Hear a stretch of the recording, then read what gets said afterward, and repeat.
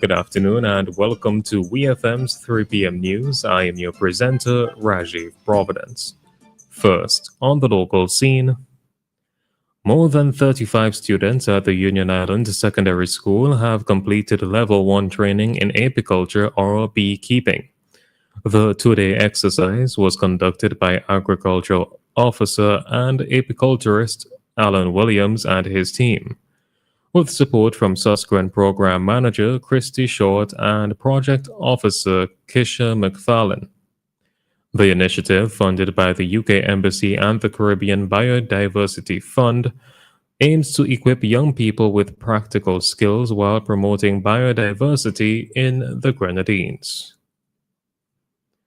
Invest SVG has announced that the Everything Vinci Expo Plus now has a permanent home at the Diamond Industrial Estate just ahead of the nation's 46th independence celebrations. Executive Director Glenn Beach says the new 3.6-acre site will make Vincentians proud, calling the expo a cornerstone of independence. The venue is being developed to host more than 350 exhibitors, with participation expected from regional partners including Taiwan, Barbados, Trinidad and Tobago, St. Lucia, and Grenada. This year's expo will run from October 23rd to 27th, featuring a kids zone, food court, and live entertainment.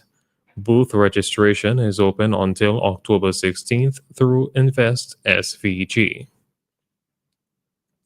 Still on the local scene, over 30 students from Kanawan have completed the first Kanawan EcoQuest summer program, a week-long initiative focused on environmental education, climate-smart agriculture, and biodiversity conservation. The program, held from August 11th to 15th, was a partnership between the Kanawan Group, the UNDP Ridge to Reef Project, the Global Environment Facility, and the Ministry of Agriculture. Students participated in activities ranging from beach water testing and Mount Royal hikes to visits to desalination plants and waste management workshops. The week concluded with a creative session where students painted the endemic hawksbill turtle, combining art with environmental awareness. Organizers say the program successfully engaged the youth while promoting sustainable practices on the island. On to news in the region. A 16-year-old Jamaican girl has been taken into custody after admitting in court that she falsely accused a man of sexual assault 3 years ago. The matter came before Justice Dale Palmer in St. Catherine's Circuit Court on Thursday. The teen told the court she made the allegation because she loved the man and he did not return her feelings.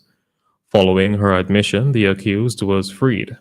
The original investigation by CISOCA had resulted in 10 charges against him, including sexual intercourse with a minor, sexual grooming, and production of child pornography.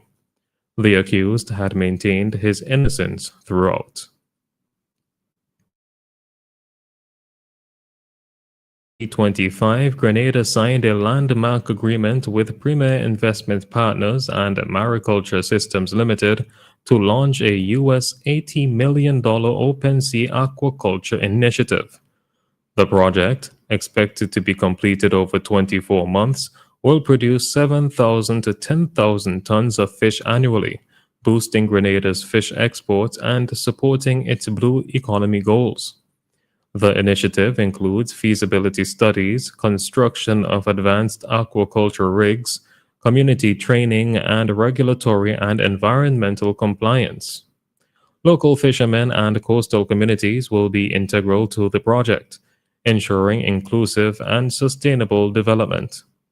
Officials say the agreement marks a major step in economic diversification and strengthening food security in Grenada. Finally, on the international scene, Israeli forces are advancing near the heart of Gaza City, forcing tens of thousands of residents onto coastal roads as they try to escape the fighting. Reports say drones, Fighter jets and remote-controlled explosives have struck multiple neighborhoods, destroying homes as the conflict intensifies.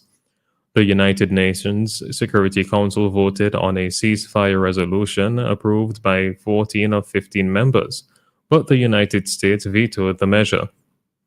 Since October 2023, the ongoing war has killed more than 65,000 people and wounded over 165,000 in Gaza. In Israel, 1,139 people were killed during the October 7th attacks, with about 200 taken captive. This has been WeFM's 3 p.m. news. I have been your presenter, Rajiv Providence. Join us again at 5:30 for WeFM's evening news, and we thank you for listening.